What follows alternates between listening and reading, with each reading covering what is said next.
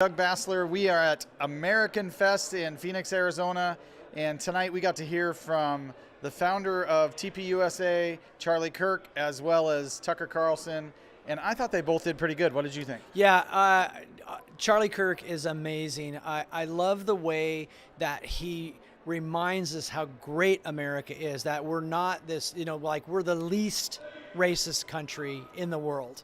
We have the most innovation, the most freedom. We get along. We love each other. And this idea that they could change our history, and that's it's infuriating, right? Yeah. But how do we get that back? And how do we recapture the momentum of freedom? And it was so exciting to see all those young people and to see him as a young guy, and being able to really reiterate what America stands for. Now, Tucker Carlson, of course, love him, Fox News guy. Yeah, so let's stay on Charlie for just a second. Okay. My take on it was Charlie came out first with a bang. I mean, it was incredible, right? Incredible stage lights, practically fireworks inside. It was pretty wild.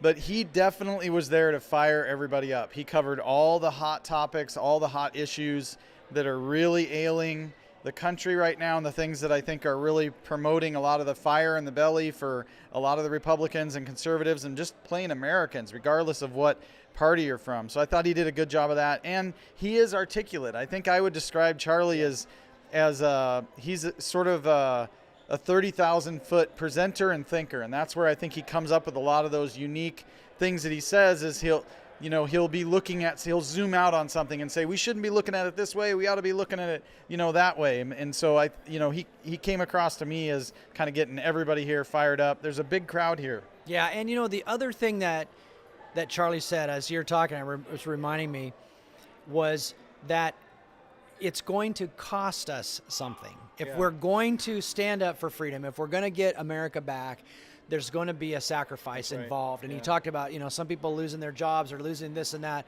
One of the things that I've seen with Ivory Hecker, with these police officers that were my kickoff and things like that, is that literally God is providing these people a better economic future as they stand. And so, but there was that initial, they didn't know. Yeah, and I think Charlie's point was, we all have to sacrifice something, potentially. Some people may not sacrifice anything, but we're seeing a lot where people's lives are actually being improved when they're stepping out and standing up for this great nation, and so that's pretty awesome. So Doug Bassler's running in the 9th District in Washington State Congressional. I am super excited to be in Congress with this man. He's a great man. And excited to serve with you. I'm running, as you know, in Washington's 4th District, which is in central Washington, and the 9th District is where? How would you define that territory? It's basically south of Seattle down to almost to Tacoma. So it includes it's a very large population in a very tight area. Yeah, so much it's one of the smallest districts. Geographically, much smaller district than mine. Still yeah, 700,000. So my district, the 4th District, is 5 hours from north to south. That's how much I have to drive. So how long does it take you to get from one end of yours to the other? About 30 minutes. Oh, yeah, that must be Maybe nice. 25 on a good day. Yeah, so you can hit multiple speaking engagements in one day. Well, but it's also a more urban, so the mindset is different. So you have a more rural mindset and kind of a hard work ethic and stuff like that. I have to deal with sort of that urban mindset. And yet at the same thing, that people still want to just put food on the table. They just want their kids to do well in school. They just want their life to be good and to be better. And so that resonates. Yeah. And I think that's what Tucker Carlson. Exactly. I was just going to say that's kind of what Tucker brought, because that's one thing that I know for me is something that's a point or a reason why I'm running for Congress is, I want all the American people to kind of have the basic 101, political 101, but I don't want you to have to live your life for it, like it's sort of like the eat and breathe the way we are right now as we're trying to save this nation and that sort of thing. I want people to be able to live their lives and enjoy themselves and enjoy their families and do all that stuff. And Tucker had some great remarks in that regard. And what's really important? Yeah, what's really important. I think one of the most impactful things that he discussed for me was that he clearly, absolutely, unequivocally demonstrated that this fight right now is good versus evil. Yeah, this is not a Republican Democrat type of a battle. Although there's obviously Republicans tend to be more on the side of it, but we know that within the party there are going to be, we have a big tent, and there are going to be people that disagree or they're not with us 100%, and that's just a reality that we're in. But I think that obviously there's things that we can stand for, and he brought up 2 million illegal immigrants coming across the border, and the drug cartels and all these other things. We need to seal our borders, we need to protect our country. When they talk about energy and all these different things, these things matter across the board. And what they're doing by printing money and diluting the money supply, we have this crazy inflation that we may not have even seen yet. And they were bringing that up. It's like something's changed drastically in the last year or so, and that's what Tucker was saying. He was like, it's almost like spiritual or something, because this isn't like the usual political stuff. There's real takedown of America. And so the way I've been saying to Jared is, we got a 5-alarm freedom fire right now that's got to be put out first. Of course we need to secure the borders. Of course we want free market. Of course we want the different conservative positions, but right now we need to save America. Yeah, exactly. Yeah. Yeah, and Tucker did such a good job, I felt like, of sort of demonstrating that.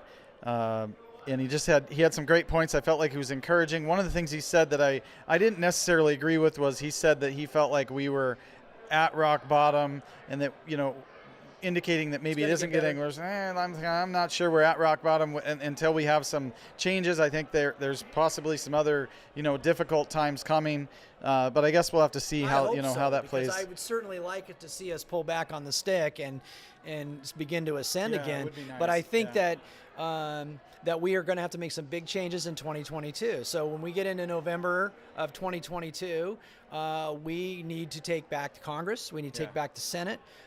We need to figure out what went wrong in the 2020 elections. I think it's getting pretty obvious. Election integrity is huge, but we have some real issues, and so this is going to be a good year for us to get engaged. For people, this is a time when, we're running.